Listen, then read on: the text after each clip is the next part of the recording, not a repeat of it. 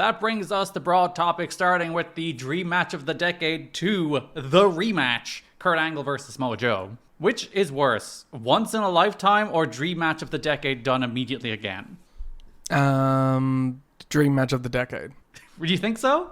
No, I mean, like, dream match of the decade is way better. Oh, okay, yeah. Which was better earned? All right, we go back to the original match. Dream match of the decade or once in a lifetime? Once in a lifetime. Because, like, yeah, that is. Is there, like, would you have, like, a once in a lifetime match now? Austin Punk. Yeah, that probably is, like, the last one left, isn't it? Punk Omega. Yeah. Damn, CM Punk, the only star left in wrestling, I'm hearing. I guess you just have to think of like top guys from AEW and WWE that have just never crossed paths. Like, would you consider Roman Kenny that kind of match? Yeah. Okay. I mean, just based on like the two biggest guys of the company. There's not a lot of those kind of real top level guys anymore that haven't wrestled already. Because I seem like AJ and Kenny have probably wrestled at some point, right? I mean, yeah, if you're playing it like by the lore of the like letter, you know, they have had matches. I think when like very early. But yeah, it would feel more special now. No, 100%. That would be a dream match of the decade contender.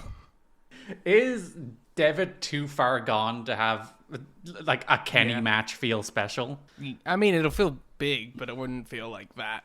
As like the kind of two Bullet Club leaders, AJ too, but that's already happened. That had like mean something.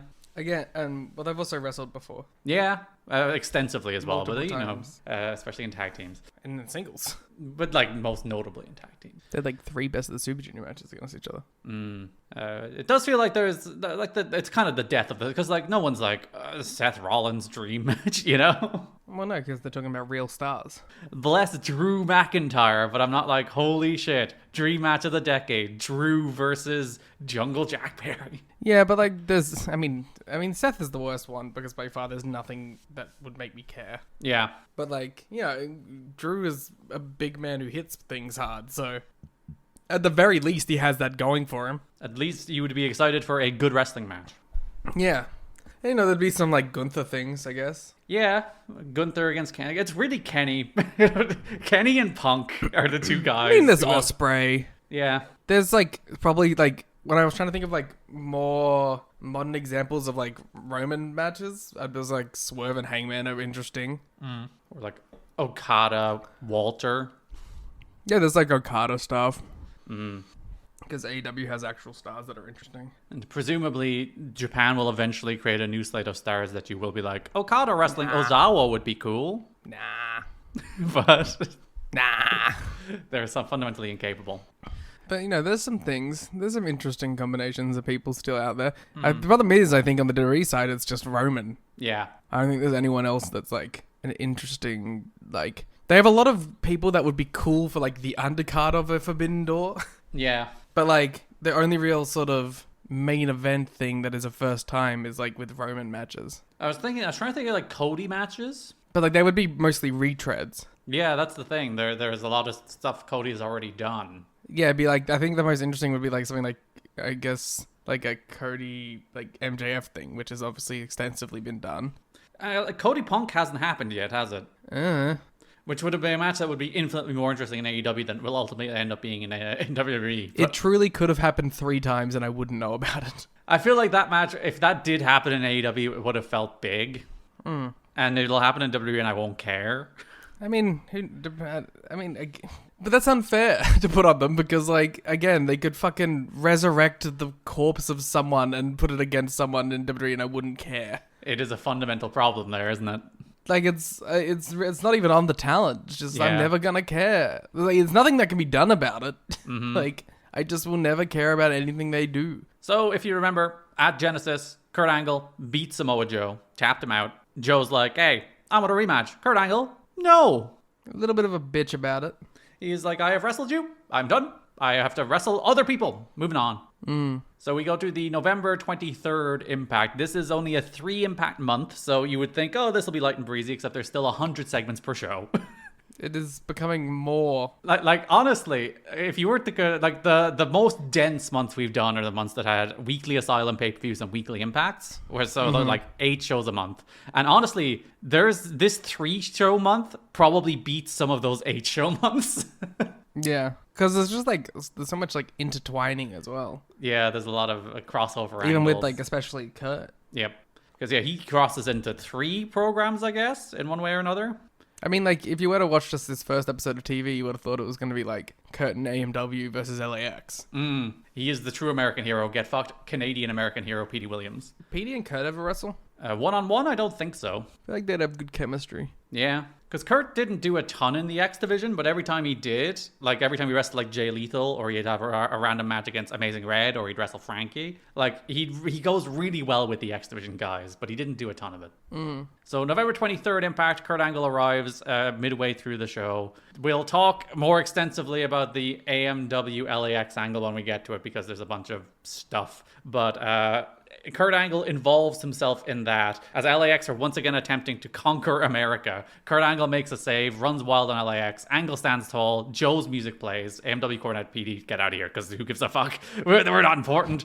And we're back from break. Joe and Angle are back in the ring together. Joe talks about how he was undefeated for 18 months, admits Angle was the better man at Genesis. He lost to an Olympic gold medalist, but that was one night. And he admits, while he lost on one night, he wants to see what happens every other night, wants a rematch. Angle says he'll give a rematch on one condition. They make sure nothing happens to each other before Turning Point. And the crowd is kind of like, thought it was going to be more like impactful than that. It's a weird one, because it's a thing that makes sense in hindsight, because Angle is involved in the LAX they stuff. retroactively like fix it. So like it's a thing that makes sense for the story next week, but doesn't really make sense for him to ask for now. I guess he did just run off LAX, so maybe he's immediately like, oh, they're gonna fuck me up. But yeah, it's one of those things. Like, I think they have a much better explanation for why he accepts the rematch in an upcoming episode. Yeah. But here it is like, okay. Joe agrees, and they'll make sure nothing happens to them. It's like, it's very strange. It didn't work. It didn't make much sense. The following week's Impact, we are going to have a main event. It's going to be Kurt Angle and Petey Williams facing LAX for the NWA World Tag Team titles. One problem, LAX start killing everybody tangentially related to that match other than Kurt Angle. Yeah, they really start going for it. This is like, we can take out AMW, we can take out Petey, we can take out everybody, so it's just us and Kurt, and then you might figure out what happens next. But opening of the November 30th Impact, Letitia Klein makes her TNA debut. She's with LAX. She's the new backstage interviewer. She'll be our backstage interviewer for the best part of the next year or so. She seems confused. She does seem, she has an energy of like, how did I get here? She's very like WWE announcer coded, because when they first come in, they're like, I don't really know what's happening or why I'm here, but I am, and I'm gonna try. Yeah, they don't even like introduce her. It's not even like, Letitia Klein here, new TNA backstage correspondent. I don't think you get the name of her until the next week when somebody else says it in a promo. Yeah, someone else says that, I'm pretty sure. Yeah, someone else mentions, oh, hey, Letitia. And then you're like, oh, I guess her name's Letitia. So she just appears on the show with no context. But she's backstage. She's with LAX. Conan says Cornette is infringing on their First Amendment rights. Conan says Angle is aloof and overrated. And tonight they're going to find out what LAX is all about. Conan's like, I've had to talk to him backstage, and he's always fucking telling me about how he's the greatest of all time. He's insisting he's my boss. I don't think that's the case, but... And it feels racially motivated. A note from the Wrestling Observer. The new interviewer, Letitia, is not someone from Spike per se. Spike does want TNA to have more women on the broadcast, but she was a TNA acquisition. Jesse Ward, who works in production, and some may know from Tough Enough, found her somewhere. She was brought in several weeks earlier for an audition, which she was, according to Dave, absolutely horrible in, so of course she got the job. Jerry Borash is said to be unhappy over it, and there are people surprised that Jarrett didn't stand up for Borash on the move. Ooh, drama! Borash and Russo were tight in the WCW days, but had a falling out later. Borash is still doing on-air segments where they plug merchandise, but that's another negative because Don West, who is doing that, is better in the role. So JV really catching the heat from every angle in this month. It's very funny that they're like, everyone's like, what is happening? Why are we mixing it up in this facet? Yeah, it's like, why did we bring this new woman to do the job of someone like JB? Very good backstage interviewer. I think it's his best role. So it's like, why are we bringing somebody in to take the job of somebody who does a good job, and then we give that guy the job of somebody who also does a better job? It's a musical chairs where everybody ends up doing something worse and everyone's kind of mad at each other. But listen, Letitia has work and that's important. Yeah, she has to fucking make some money. Yeah. It's not like they fired JB. He still has a job. Yeah, everyone's getting paid. So during the show, LAX, they take out James Storm backstage with a ladder. They take out Chris Harris. They're choking him on some steps as Gail is screaming distressed. And then later in the show, they also take out Petey Williams as he's about to do an interview. He's jumped. LAX asks Angle how he'll do all by himself now that AMW and Petey and anyone who might help Kurt Angle have been taken out. So then we get the match. You know what's funny about this again? It's like, at no point did they go, maybe we should try and take out Samoa Joe. The guy that we know is supposed to be backing him up. They agreed very publicly last week that they should watch each other's back, so maybe we should add him to our hit list. Though it also might suggest that they also just fear him. Yeah. Or they thought that, like, Joe wouldn't actually do it. They should have tried to recruit Joe into LAX. But it's, well, that'd be one problem. But hey, I don't know. So that does bring us to the main event. Kurt Angle versus LAX for the NWA World Tag Team titles. The match was supposed to be Angle and Petey, but starts as a handicap match because Petey was taken out before the break. Mike Tenay is furious that LAX are using their own system against them and availing of the legal system. We'll talk about that, but they are still NWA Tag Team Champions due to the legal system. And Mike Tenay does not like that they're getting due process. Yeah. Furious. How dare they critique our system and then use it? Disgusting. Yeah. It's almost like as if the system is hypocritical. It is like that meme. It's like, you criticize society, yet you take part in it. I'm very smart. Yeah.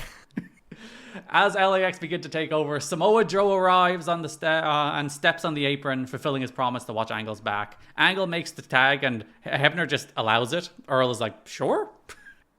Again, it makes no sense. But, you know, they have lawyers. They will bring this up. Joe runs wild. Joe locks in the coquina clutch. Angle locks in the ankle lock. As Jim Cornette appears at ringside and Earl Hebner calls for the bell, Conan and the LAX lawyer are there shouting at Jim Cornette. I love the idea that the second Joe appeared, Conan's like, let me get the lawyer. Well, they have so much merit here. They're like, A, he was not a signed participant in this World Tag Team title bout. Yep. Also, you did a screw job. Yeah.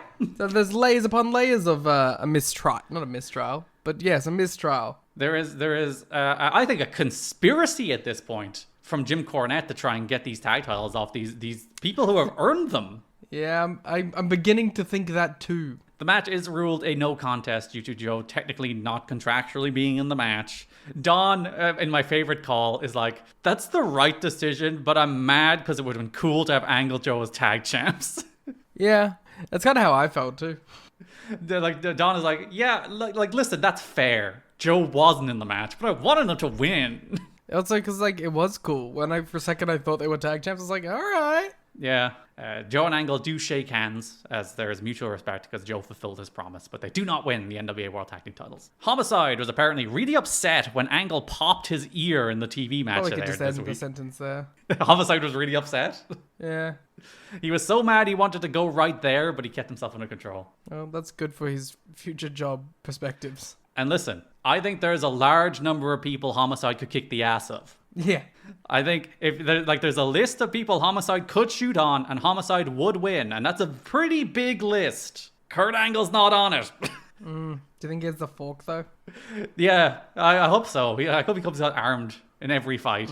Who wins in a fight? Kurt Angle just using wrestling or Homicide with a fork? I still think Angle with wrestling because I don't think the fork can do enough damage to stop a takedown. Yeah, but you can get like taken down with the fork in your hand and then just start fucking gouging. But I think once Angle takes you down, he can control you enough to mitigate the fork. I don't know. You don't need much. If you were to say a knife, I would lean it more toward homicide. I just don't think the fork does enough like immediate damage to stop Angle from controlling your body. Especially if he's aware of the fork. Yes, if he does see the fork coming, if it's a stealth fork, he can unleash after he's been taken down. That's a different story because then he can use it with an element of stealth. Mm-hmm.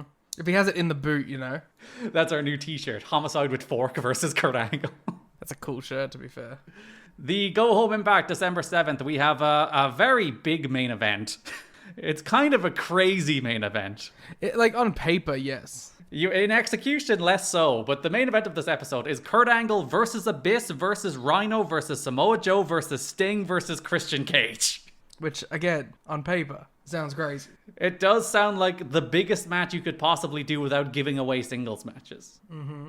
Earlier on that show, there was a feature on Angle Joe where that Angle goes in like the proper reasoning why he gives Joe a rematch. He talks about how there was a man from Iran, he does name them, I won't even try, that beat Kurt earlier in his career, and it would have haunted Kurt if he never got a chance to avenge that loss. It turned out that man from Iran was the man he faced in the finals of the Olympics. He beat him, he won his Olympic gold medal, he got his revenge, he got his vindication, he realized that, he was better, he had his mountain to overcome, and if he didn't have that opportunity, it would have haunted him.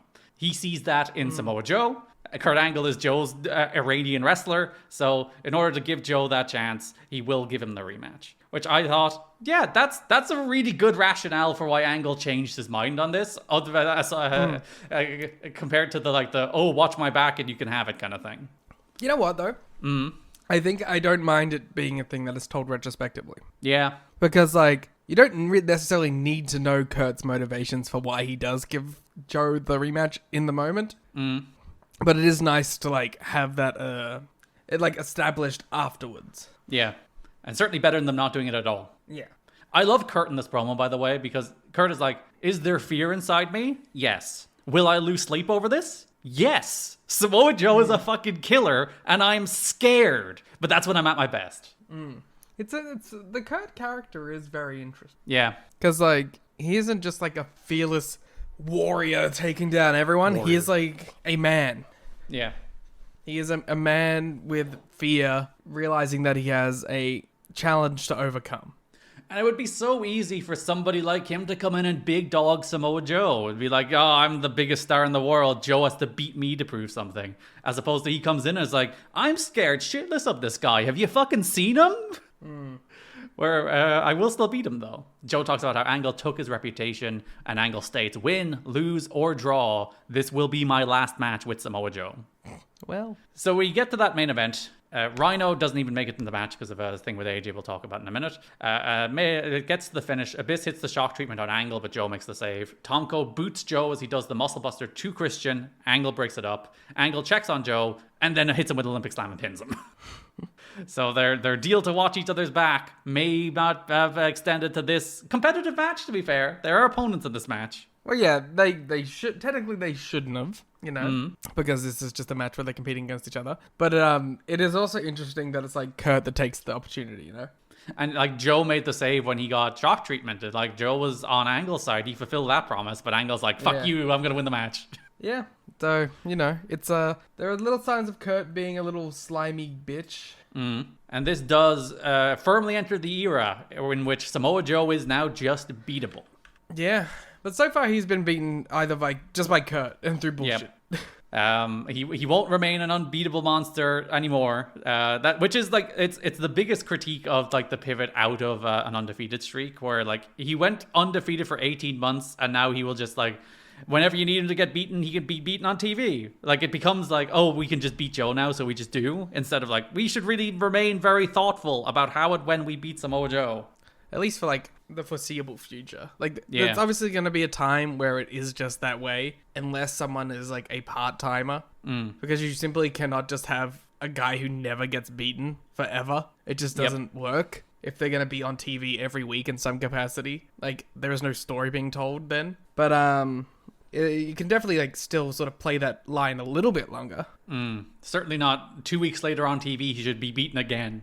But I guess for the case of this story, it does make sense that at least it's Kurt and it's not clean. Yeah, and he is being fucked over in a way. Yeah. So that brings us to Turning Point, 2006, December 10th, from the Impact Zone in Orlando, Florida, in which the main event, once again, overcoming the NWA World Title match, is Kurt Angle versus Samoa Joe. Before the match, JB has Angle. He promises, once again, this will be his last match with Samoa Joe. And after tonight, people are going to know for sure who the better wrestler is. And they did. Yep.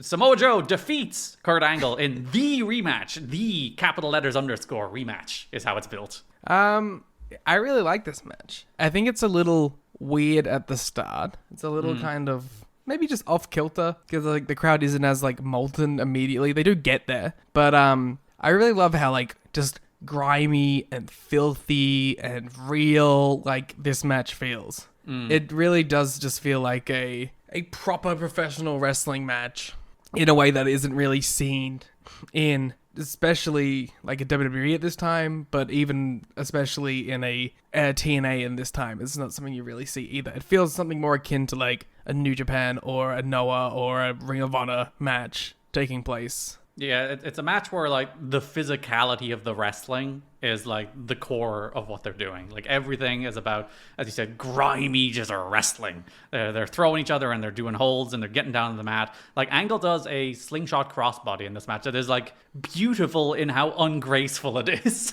Yeah. But like it doesn't need to be like graceful because it's a man just flinging himself. Yeah, it's what a slingshot crossbody it should be, which is like, as you said, just throwing your body at the other man with a reckless abandon. How tall is Kurt?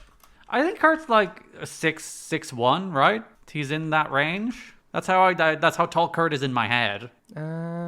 He is 6 foot. Yeah. Yeah, but okay, so he's 6 foot in. Apparently, he's 5'9", 5'10", 6 foot in wrestling height. Yes, he's gimmick tight. Yeah, so yeah, he's closest to around 5'10".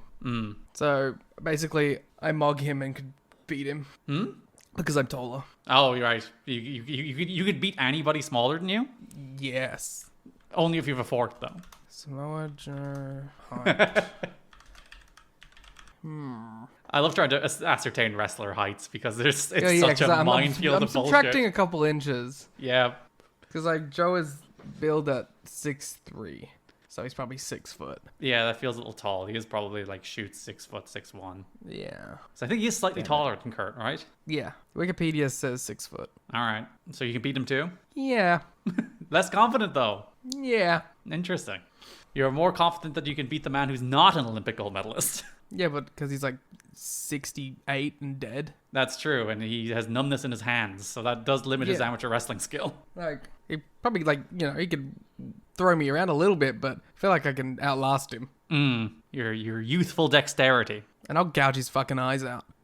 You have no qualms about fighting dirty. I gotta do what you gotta do. Especially if it's a street fight. If it's a street fight, just whatever happens, bro. That's what I'm saying. Like, no one should ever try to fight me because, like, you will win. I'm not, like, a good fighter. But I will do some permanent damage to you in how dirty I will fight. Yeah. Like, you may go blind. You go. That's a bold claim. Well, I'm going to put my thumb as deep into your eye socket as possible. You're gonna claw that shit out? Yeah. I will do whatever is necessary. I don't want to be hurt. That's fair. I'll bite you in places. I'll tear shit off. I'm gonna, like, remove skin. Scratch. Grow your Whatever nails out expressly for this situation. Takes, man. Angle Joe. Yeah. I love there's a spot in this match where Joe's against the ropes. Angle's against the ropes and Joe goes for a clothesline and Angle ducks. And Joe just connects, like, neck first with the top rope. Yeah, it's something you don't really see very often. It looks disgusting and great. Because he doesn't, like, bounce. He just, like, gets caught. He just hits it and it doesn't move. Yeah. It's where Excalibur would start talking about how they're high-tension cables. It's true. That a rope is actually a misnomer. Ooh. Angle, which is true of TNA's ring as well, by the way. Not WWE's. WWE's is a rope. Is that true? Yeah, WWE still... Or maybe they've changed it, but WWE historically has still used ropes. TNA and AEW have already been high-tension cables. But WWE might have changed it. That might not be true now anymore. I'm not sure. I'm trying to think if I've ever... I don't know. I think they've always been taped. Yeah, so it's tough to tell. So I think they're ropes but taped. Angle does a full flip bump on a Joe German. Angle hits the Olympic Slam for 2. A bunch of ankle lock counters, coquina clutch counters. Angle grabs the ankle to escape the coquina clutch, and then Grape finds it, but after a minute, Joe reaches the rope. Angle drops Joe with the run up the ropes belly to belly. The ref is bumped. Joe gets a visual submission on Angle. Angle low blows Samoa Joe, goes for a chair, swings, misses, chair rebounds off the ropes, hits Angle in the face. Joe gets Angle in the coquina clutch. Angle looks to go for the ankle again as his escape, but Joe crosses the legs, cuts that off. Angle taps out. Crowd go wild. Samoa Joe defeats I really Kurt like Angle. Joe not falling for the same escape twice. Yep. I think it's a really good finish. There's a bunch of little things in that I really like. That is the first one that Joe learned that Angle has an escape the coquina clutch through the ankle lock. So if you cut that off by crossing your legs, and they did a really good story. They told that story in the moment very well as well, where Kurt started going for it and Joe had it scouted, really well executed. And the other is I really like that Angle only started cheating after Joe got to the ropes on the grapevine, because yeah, he's like, oh shit, I have nothing left. that's Angle's burning hammer. Grapevine means Angle wins 9 times out of 10. Yeah. So when he got the grapevine on the ankle and Joe got to the ropes, that's when Kurt starts to panic, because he's unleashed the Olympic Slam, he's unleashed the ankle lock, he's done his quote-unquote death move, and Joe is still coming. So that's the point at which, low blow, steel chair, Angle, all bets are off. I'm going to do this by any means. Yeah. And I do like the extra pressure, I guess, that is placed on this being the last match by your word. If he wins, he has no reason to pursue a rematch. He can smugly be like, I beat you twice, I'm out of here. Yeah. Whereas if you say this is the last time we're ever wrestling and then you lose, it's like, shit, maybe I have to go back on my word here, Yeah, so there's an extra pressure, an extra desperation. So I think all of that works really well for the finish of this match and the storytelling of this match. And as you said, the actual work of this match is just Joe and Angle getting down and dirty, grimy wrestling. And yeah, really, I think it's as good as the match before. They're good in different ways, which I think is fun. Yeah. The first one is your more standard, we're Kurt Angle and Samoa Joe, and it's kind of the aura match, where it's just holy shit, this match is happening. And then this match is more your kind of grimy work ratey match with some more storytelling aspects filtered in. So 2 very good Kurt Angle Samoa Joe matches for 2 very good reasons so far. Both extremely worth watching. Kurt Angle's wife was at the pay-per-view, and she did nothing to offset her reputation for being, quote, one of the reasons Kurt Angle has gone crazy, I would quote, over the years. She was outspoken backstage about a variety of things. 5 years ago, she spoke out in an internet posting about RVD stiffing her husband in the ring, saying it wasn't professional. Ironic, considering Samoa Joe looked pretty beat up after the pay-per-view match with Angle on Sunday. Angle was potatoing him pretty hard during their pay-per-view match. Joe's tough, but observers thought he might be getting a little ticked off about it. Okay, you say that Homicide could Samoa Joe. He's bigger, so Angle would have a harder time taking him down. Mm-hmm. I would still back Angle. He's a shoot Olympic gold medalist. Yeah. Even in his broken, weird state at this point, I do think he could beat most non-professionally trained fighters. Yeah. Though Joe has done some MMA training, so maybe that'll stand to him a little bit. I don't know. I think it depends, how much of a hit he can get in. Yeah. And there is the question, I think Samoa Joe is cool and comes across as tough in a professional wrestling context. Yes. I have no idea if he's actually tough at a fight. I have no idea. I don't think he's gotten into many of them. Yeah. So he might not actually be able to go in an actual fight. Yeah, in wrestling, you seem like the toughest bloke of all time, but who knows what would happen if you were actually to fight someone who knows how to hurt somebody. Yeah. The decision regarding passing out or tapping out was debated internally, and it went back and forth, but they ultimately decided that Kurt should tap out, which Dave disagreed with, and I disagree with Dave.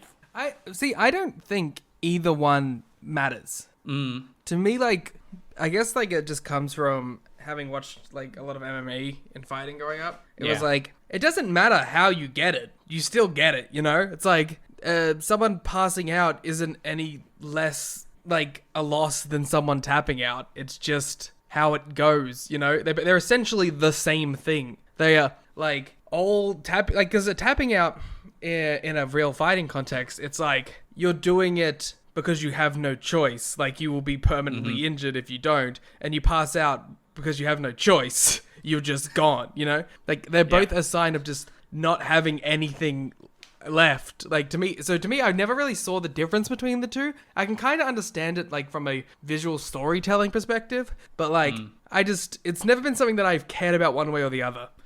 Yeah, because I guess the wrestling storytelling thing is, like, tapping out is seen as, like, an act of cowardice. You know, you're giving up. Yeah, it's seen as, like, giving up, but it's, like, in any real fighting situation, it is, like, it's not at all. It's not, like, a shameful thing to be like, I'm going to break my arm right now, you know? Yeah. Whereas passing out is, like, the act of defiance and courage. But, as you said, in any real fighting stupidity. contest, it's dumb. You're dumb not to tap out if you're a fucking god. Especially in, like, the case of the Angle one here, where he does go for the ankle and lose it, and then he knows he's fucked. He's just in the guy's choke. So he taps out. Yeah, I don't know. I don't have a problem with it. I can see the storytelling. Like, it has a storytelling device too. It is certain, and, like, AEW is a company that is obsessed with the pass out. But again, I don't mind it. Like, if it's not like because you know, half of, like, fighting finishes are fucking passing out. Yeah, that's what happens when you get choked real hard. It does suck. Yeah, you go out.